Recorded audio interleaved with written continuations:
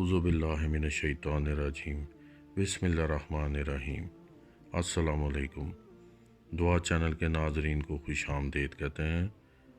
ناظرین، جو انسان اللہ کی نعمتوں کے نہ ملنے پر اور اپنی زندگی میں کسی محرومی پر صبر اور شکر ادا کرتا ہے تو اللہ تعالیٰ ایسے لوگوں پر نہ صرف اپنی نعمتوں کو بڑھا دیتا ہے بلکہ رحمتیں بھی نازل فرماتا ہے۔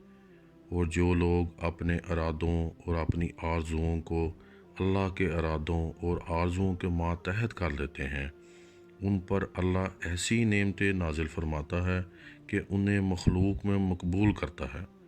ان کی دعاؤں سے خشک سالی میں بارشیں ہونے لگتی ہیں اور بنجر زمین زرخیز ہونے لگتی ہے۔ یہی وہ لوگ ہیں جنہیں اللہ غیب سے رزق عطا فرماتا ہے، لیکن شرط یہ ہے کہ ہم اپنی خواہشات اور ارادوں کو اللہ کی آرزوؤں اور ارادوں کے تابع کر لیں۔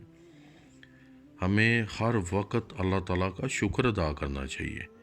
ہمیں جب بھی کوئی تکلیف یا مشکل ہو تو الحمدللہ پڑھنا شروع کر دیں۔ اللہ تعالیٰ انشاءاللہ تعالیٰ تکلیف دور کر دے گا۔ آج ہم آپ کی خدمت میں سورہ اخلاص کی فضیلت اور عمل پیش کریں گے۔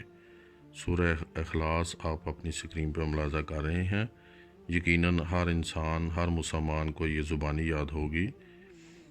سورہ اخلاص میں اللہ تعالیٰ اپنی وحدہ لا شریک ہستی کا بیان فرماتے ہیں، اور اس کے ساتھ شریک ٹھہرانے والوں کو اللہ تعالیٰ نے اس میں خود جواب دیا ہے۔